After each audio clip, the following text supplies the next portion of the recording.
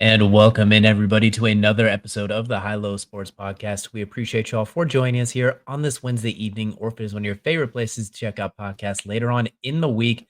Hopefully, you all are feeling pretty well, I would say. Hopefully, a little bit better than my co-host right now, who has been celebrating a little bit too hard about Rafael Devers heading over from Boston to San Francisco. He is a Giants fan, so right now Kelsey is celebrating for that as well. Switching Devers is switching coast heading to San Francisco. He won't be able to join me for the show today, but he did want to let everybody know he did have some thoughts on it, and I quote, "Let's effing go." And a wild card spot, here we come on Devers heading to the Giants.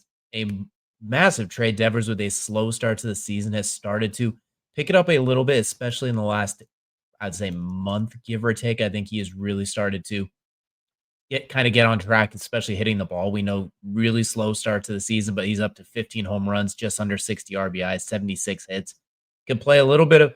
He has said too that he will play wherever they want him to play. So I'm a little bit surprised by this one too. I felt like the Reds. I was surprised that the Red Sox let him go, but at the same time, I get it. I suppose it's a little bit odd to me, but I'm very curious to see how he's going to fit in that Giants rotation.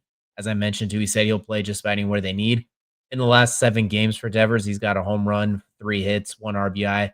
Last 30 games, 8 home runs, 27 RBI. So you can tell those last 30 games is when he really started to kind of crank things forward. And one thing that I thought was a very interesting stat about him in the Giants stadium, if he does go there, excuse me, when he goes there, he will be able to the home runs he's hit at Fenway, though a lot of those when you judge kind of like where on the stadium they were hit at and how far they went, all of his numbers the last 4 years would go up if those home runs in Fenway were at the Giants stadium. So I only expect this to be an awesome fit for the Giants. I do expect perhaps my co-host Kelsey's goal of that wild card berth. Maybe it does come true after all. So I'm very curious to see how he fits. So let us know down below in the comments what you think of the trade. Do you think the Red Sox got fleeced?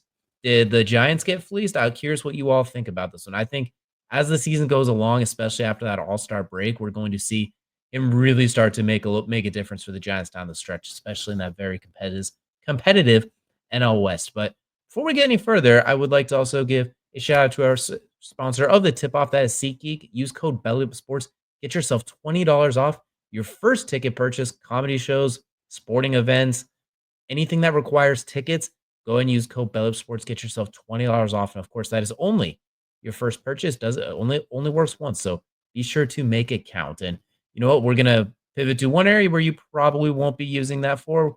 We're going to talk about the NBA Finals as Tyrese Haliburton is hampered going into Game 6. Some of the rumors out of Indiana are that they are preparing to go without him just in case, which devastating blow. Obviously, if he can't go, I don't think they can win. We're just being 100% honest. I think even though last game, Game 5 was one, he was pretty much a net negative for them. Didn't make a field goal if I'm not mistaken. Couldn't defend anybody, couldn't move. Before the injury, he was struggling. After the injury, it was just not going to happen. So the question with Tyrese Halliburton is, how good does he feel going to 6? Can he move, or is he going to be a net negative by being out there? So he's out there and he can give you 75, 80% of what he normally does. You got to get him out there. Let him just run the offense. He is not he doesn't play with explosion, if that makes sense. It's not like if a Russell Westbrook or a Derrick Rose, someone like that who really get that first step, that ability to explode is so quintessential. Because he is such a distributor and a shooter, I think if you can get him out there and he can move a little bit, he needs to be out there. It's Game 6. They're down 3-2. They might be cooked even if he is out there, especially if the Thunder come out guns a-blazing. But if he's able, they got to find a way to get him out there. Unless the only anomaly I could think is if the doctors say, like, hey, he's going to be hampered and he might get hurt again. However, if you give him Game 6 off in the event that you get to a Game 7, then perhaps he will be close to like 80, 85%, something along those lines. So I think it depends what the doctor's breakdown is. And if that's the case, you are playing with fire. You are playing with a lot of fire, basically saying TJ McConnell, Benedict Mathurin, bench, get us to Game 7, then we can have Halliburton with all the marbles on the line. That's a dangerous game, but I could see that being a Rick Carlisle move. Like, hey, we got to find a way to win. We're probably not going to win if he's out there and only like 60, 50% not able to move. They're going to hunt him. So if they can maybe get a much better version of Tyrese Haliburton for Game 7, you almost do take that risk. So I'm going to be curious to see what they do. I will say it with the way Jalen Williams has gone off the last few games and what Shea's done pretty much the entire series, and Chet, especially the last couple of games, has maybe not game 5, but like games 3 and 4, it's a tall task even with everybody healthy. So I'm not sure they would be able to get it done whether Tyrese Haliburton was 100% or not. And even though I know the injury probably impacted him last game, he does have those moments where he just isn't very aggressive offensively. He doesn't shoot the ball a whole lot. He doesn't push the action with the as a scorer, he gets the ball in his hands quickly. It's flick, flick, flick, and then just kinda runs the offense, which is good. You want that from your point guard, but we need sometimes where he just kinda takes over and says, "This is mine. I'm gonna go get it." Let us know down below. Do you think the Pacers can win game 6 with him? Should they play him? I'm under the impression if you get he's 75% ready to go and the doctors say, "You know what? There's not a major risk of further injury," then you go out there, you give it. It's the last game of the year, Brett, potentially can't hold anything back now, but in their pursuit to capture a ring in the NBA Finals, we're going to go to a team that did capture a ring and a UFL championship with the DC Defenders, dominating to secure the UFL championship in the highest scoring game of the season and the highest scoring output from a UFL team ever by a single team, with the Defenders winning 58-34 over the Michigan Panthers. Jordan Ta'amu, UFL championship game MVP with, in my opinion, the best game he has played as a professional across several leagues. 390 passing yards, 21 of 28, 4 touchdowns. He was throwing it down the field. He was slinging dimes. There wasn't a lot of checkdowns. He was hitting every corner of the field, threatened every blade of grass. That was the game that he's been known as a very high level spring quarterback for so long. It was nice to finally kind of see him show it on the huge stage like that, where he was absolutely incredible. That was one of the best quarterback performances we've seen in the UFL, USFL, XFL, any FLs you could think of. He was absolutely incredible. And DC needed every bit of it because Michigan also, they were up 13-6. They came out firing offensively themselves. It's not like this was one-sided. They needed every minute of that. And then as soon as they got rolling is when they really turned up. Cornell Powell and squad at the receiver spot. They were electric. Jaden Mickens with 6 passes for 132 yards hauled in. Bryce Perkins and Malik Turner, they kept it close at some moments. I mean, that 71-yard touchdown right before the half by Turner was incredible. But then, of course, Tiamu answers with that touchdown to Ty Scott, 73 yards to give him a 37-19 lead at halftime. Absolutely incredible game. If you took the over in this one, you hit that at halftime. Comfortably hit that at halftime. By the end of the game, the Defenders hit the over by themselves. So the Defenders doing the quintessential opposite of their name as far as an absolute offensive showcase when that has been their shortcoming. It's a very full circle story, considering they were, if I'm not mistaken, when we did have our good friend Zach Kyleman on here for the UFL preview show, they were maybe one of the lower end ones, like not a whole lot of thought as far as them going to the championship. That was kind of the Defender fans wanted him to go, but everybody else didn't exactly see it happening. So a huge turnaround for Tiamu. Rode the defense early. Tiamo closed it late. Defender securing the UFL title. We're still going to talk a little bit about football, but we're going to transition to the NFL in a unique way. As the most gamers know that we do like Madden around here sometimes. We love and hate it, but Madden 26 gameplay trailers have leaked on X as well as social medias from Madden 20s from EA Sports themselves. We're going to take just a quick little gander some of them, because the curious question, especially for sports football gamers, is this game actually kind of good? That is what a lot of the things they've talked about in the release, as far as the quarter releases, the quarterback centric releases, some of the tendencies that they do, some of the things that they really specialize in being highlighted. One thing we can see right here: over the top, 3 quarters high, etc. On the move, some of their player traits, they claim 10 years of data of player data integrated into this. So we're curious to see how it goes. Different tendencies from coaches. The reason I'm highlighting this, because I'm curious for the gamers out there. Do you think this actually comes to fruition, or is it smoke mirrors and not ever really going to happen? But I'm very curious to see how they integrate this. Of course, the EA license for Madden is up after this season, so this could be the one year where they finally are like, "Oh, okay, we can't leave any stone unturned." This is where they crank it up to 11 and try and see if they can basically make the game that we all have been hoping for. But I'm very curious to see how this all integrates. The one thing that's interesting that they talked about is if no eyes, no picks, so no defenders just going whoop and intercepting the ball coming right over their head. If you're not watching the ball, you're not going to get the pick. Let us know down below if you will be getting Madden 26, if you believe this is actually going to be a very good game, or is this just another line of the disappointment? A lot of hype in June and July, then come August, September, it's meh. Then by October, November, December, the game's pretty much on the shelf. But I'm very curious to see how it goes. There's a lot of good things that they've talked about that on paper sound great, especially for offline franchise, etc. Let us know too what you think. And if you'd like to see maybe myself and Kelsey put a little bit of Madden on the YouTube channel because we played in multiple leagues before, uploaded a little bit here and there, but let us know if you want to see that continue with the new rendition of Madden. But that's going to do it here for our rapid fire tip off segment. That's going to take us into the main event. And for the main event, we're heading back to the association and a lot of trade rumors coming out right now, especially about Kevin Durant potentially being on the move. He's mentioned three teams that he really, really likes to play for his preferred destinations: San Antonio Spurs, Houston Rockets, and the Miami Heat. So the Kevin Durant war on sales tax continues. Is looks like that is the kind of only thing I see in common with all three of these teams. The Houston, number 2 seed, really well built, awesome young players, great coach. That makes sense. And I think they have the most realistic chance to pull it off without gutting the team because you'll keep Şengün, you'll be able to keep Amen Thompson, you'll be able to keep a lot of those good players to pair him with, and he could be that offensive piece that gets him over the top since the Rockets their ability to find consistency offensively was kind of their downfall this year. So I think giving someone like that who is just a bucket, especially considering teams give up the mid-range and Kevin Durant's one of the best mid-range shooters of all time, it's easy money. He's still a 50, 40, 90 caliber player as well, even though the Suns were mediocre down the stretch, Kevin Durant individually was awesome. So in the Rockets, it makes the most sense. The Spurs is interesting because on paper, De'Aaron Fox, Kevin Durant, and Victor Wembanyama, you probably won't be able to keep Castle, but if you can, even better. That is an incredibly good unit that if Wemby continues to do what we expect Wemby to do, that is going to be an incredible ascent on his part. That would be that'd be very interesting, and just the amount of length between those two from, like, backside help, potential shot blocking. If you Victor maybe makes somebody adjust their shot, they go up and then they have to adjust. Then Durant's 7'7" wingspan comes in to block it, vice versa. There's a lot of interesting moving parts there, depending on what it would cost. That's another one. And the Spurs do have a lottery pick that they could put in there. I don't think with Durant's age, that probably isn't going to be needed. I don't know if they're going to get quite as much as like when they traded for Kevin Durant, for example. What they had to give up to get him, they're probably not going to get that in return as he is 37 years old.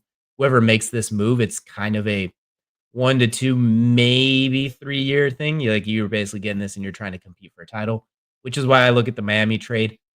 There isn't a whole lot that makes sense there, even if they manage to keep Bam Adebayo and Tyler Hero, your two quote unquote cornerstones. You throw in Kevin Durant, that bench is empty. That the rest of that roster, there's a lot of holes. And even with those three, I don't know if they're a top 3 team in the East, even with those guys. I still don't know if they get by some of those guys at the top, even with the Celtics potentially being hampered next year with Jason Tatum probably out for the year. I don't see a lot of ways that they can make the move that makes sense because and then if you do have to give up Bam or Tyler Hero, then you're just basically right back to square one. Maybe your ceiling is the second round at that point. Maybe off a wild fluke, you might be able to squeak your way into the Eastern Conference Finals with a lot of help, but the floor is so low, so I don't really love the Miami trade either, but I get I guess it is the sales tax thing, but look, I'm gonna look at a few other teams too. I'm gonna focus on the East here because I think the Spurs and the Rockets make the most sense in the West. If you're gonna trade them in the West and you're the Suns, those are the ones you'd want to do. I mean, you're not gonna send him to there. He already nixed the Golden State trade from what reports say. Sounds like he's not in love with the idea of going to the Timberwolves. That would make a ton of sense. So I'm gonna focus just on the East because we're gonna try and balance out these conferences just a little bit. We're gonna look at a few teams that I think have a loose chance in the heck that can maybe pull it off, and it would make sense. Indiana is a very interesting one. I think if they depending on they have so many depth players, like maybe Mathurin a pick at some picks or something like that, maybe because then you have Halliburton, Siakam, Miles Turner, Kevin Durant, and Nembhard is your starting 5 next year. He basically will take the spot of Naismith or Naismith, and then Nembhard comes off the bench. That really elevate your second unit doesn't lose as much oomph because you're getting a starter in it. Then you get Kevin Durant who can just get you a bucket. He could just get you a bucket in the flow of the offense. Tyrese drives and kicks, one shot or one pump fake, one dribble. Kevin Durant mid range still shoots almost 43% from 3. He almost needs to shoot more of them. He is so good at it. Indiana, depending on what they had to give up, I think that's great. You can run if they go small ball with Siakam as the 5 and Durant as your 4. That is incredibly versatile. I think that can get Indiana right back to the finals, depending on how the next 2 games play out. I mean, if they win the whole thing, they come back from 3-2 and win the whole thing, they might not want to do anything like that. They might not want to shake things up, but that's one example. Milwaukee would be fun to have him and Kevin Durant or him and Giannis on the same team, but the Bucks have absolutely nothing to trade, nothing to. There's no way to make that make sense. The New York Knicks is the interesting one. If they could somehow pull this off and keep Jalen Brunson and Karl Anthony Towns, they'd have to give up probably OG and Mikal Bridges, at least one of them guaranteed, if not both of them, because they don't have any picks either. They traded all of them. So Mikal going back to the Suns would be kind of weird. Him and Devin Booker would reunite. That one sounds almost better to say out loud, but also defensively, that'd be very, very limited considering Jalen Brunson and Cat already got hunted by the Pacers, and then Kevin Durant at this point, while he's still a good defender, isn't you can't really put him in a chair and lock people up in the same way. So maybe not there either. 76ers, you'd have the most it would be the highest highs and the lowest lows with all the injury concerns you have on that team from Joel Embiid all the way down. So we're not gonna go there. But throw this one out there just for fun.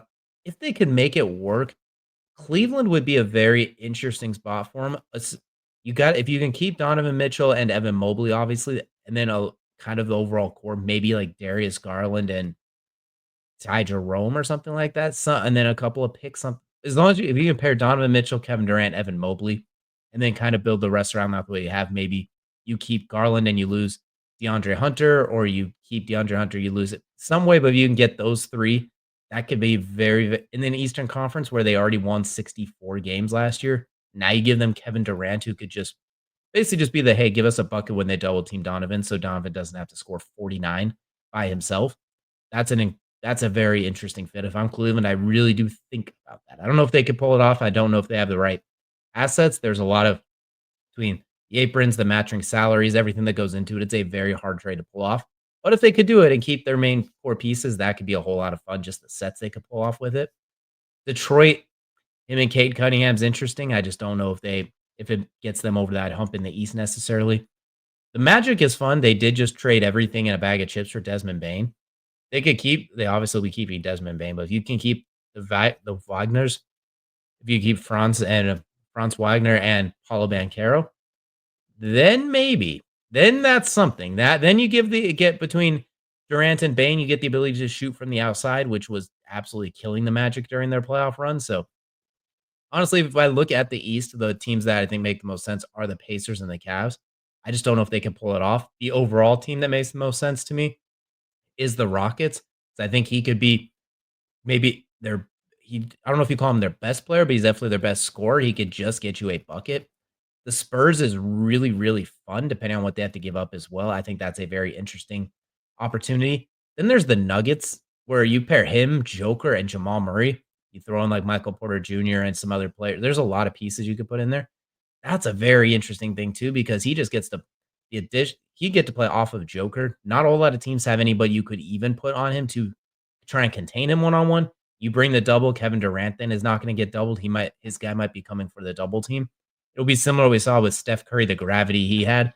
Joker has a similar gravity, just at a different point on the court, not from the three-point line.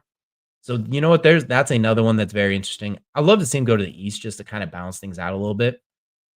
This is also all assuming that Giannis doesn't also get traded, because if he goes to the West, then it's irrelevant to that point. But for me, I want to see Cleveland at least think about the idea. Just think about the idea of Kevin Durant to pair with Donovan Mitchell, Evan Mobley. And since he's older, you might not have to give up everything else, but see what you can try and do, because Darius Garland's a young, awesome point guard. There's rumors that he might be potentially traded this offseason. He's so awesome, you don't want to get rid of him, but him and Donovan Mitchell is kind of a weird backcourt duo in that they're both limited defensively. They're both a little bit undersized. They do two similar things. So maybe you want to bring in someone like what a Drew Holiday would offer, something like that. But if he's potentially on the move, Cleveland should really think about the opportunity of bringing in Kevin Durant if they can make it work. There's a lot that goes into that. It's not NBA 2K. It's not as simple as just making it happen. But that's one of the fits in the East I'd like to see him go to. But the Rockets and the Spurs, two of the teams he wants to go to, that he prefers to go to, they also make a ton of sense.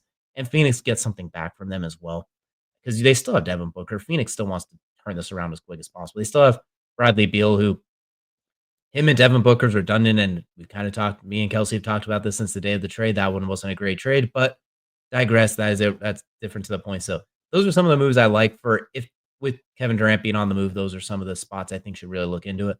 Let us know down below who you think should try and reach out for Kevin Durant and what your thoughts are as far as the best fit for him. But That's going to do it here for our condensed main event, which is going to take us into crunch time. And for crunch time, we officially have it. We have found it. We have the biggest flop in the history of sports, and it's absolutely egregious. It's painful. It's one of the worst things I've ever seen.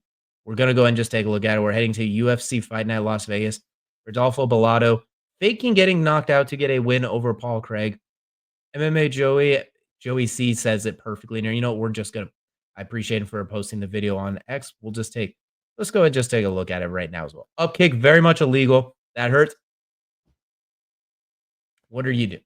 You are complaining to the ref and then fake unconscious. Then you have your herky jerky. Oh God, I'm back moment. What are we doing here? Well, like there is no you're pretending to be on Corner Street right now. Like this is absolutely unbelievable. You go down asking for a foul and then pretend to be completely toast. And then you have your ultimate comeback to moment. That's an illegal up kick. That does hurt. That can knock somebody out. That But my goodness, man, that is an egregious flop, an incredible fake, and then pretending to almost grapple the ref afterwards. Grappling the ref after getting knocked out does happen on legit knockouts, but this is just what are we doing here? And if I'm the UFC, Bellato's getting cut after that one. I'm sorry. I know it's a flop. There's no comparison across other sports. I can't compare it to like NFL, NBA, anything like that, but he needs to be cut after that. In the fight game, everything is happening 1,000 miles an hour. Split-second decisions happen like that. There's snap of a finger. And refereeing a fight is one of the hardest things to do without that happening. You have so many variables going on at once, so many things change in the blink of an eye. And in this case, when you flop like this, it's not, oh, you get free throws or, oh, okay, that's another foul on you. That ends the fight. He gets a win while he was against Paul Craig, who has a very, very good resume on his case and was a heavy favorite in this one, if I'm not mistaken. And you get a very cheap win on this because you got kicked on that and you were fine and you realized the opportunity and fake the unconscious. It's despicable. It's disgusting. If I'm the UFC, I'm cutting him to make an example. You cannot have this. Refereeing in the sport is already hard enough as it is. It is already very inconsistent, especially when then you factor in judging, which can sometimes be hit or miss, considering they're commission-based judges, usually from boxing, and it's a whole nother game. You can't get away with this type of flopping on top of it to steal wins, to steal situations. That is egregious. That is the worst thing I've ever seen in sports. The worst flop. Okay, not the worst I've ever seen in sports. That was dramatic. But it might be the worst flop I've ever seen. If I'm the UFC, I make an example. And on top of it, it's not like he has a ton of cachet with it as well. But I don't know. Fine him, suspend him, cut him. Something needs to be happening to this. It's already been almost a week. It's been like 5 days. Something's probably not going to happen. But that's indefensible. That is awful. That is it, especially in a game like the UFC. That is a tough man sport. That is violence. That is toughness. That is gradients. That is biting down. This isn't trying to cheap out and play a system. In this case, you get back up because you were clearly fine. They take the point, which means you're ahead on the scorecards in that case, and then you keep on going. You take a few minutes to recoup if you need to. That is just awful. So maybe I'm out of line. Let me know down below, guys, if you think I'm out of line. But this might have been the biggest flop in sports history. And if I'm the UFC, I'm making an example of this. We cannot have this in the UFC. But as per usual, no word, nothing like that from the people in charge. They just completely radio silent. But I digress. But that's going to do it for this shortened episode of the High Low Sports Podcast. My co-host Kelsey will be back with us in short time once he gets to wear off the celebration of Rafael Devers heading over to San Francisco. In all seriousness, I completely kid. But he'll be back here to join me next week. But we appreciate y'all so much for hanging out with us. And we will see you all again next time.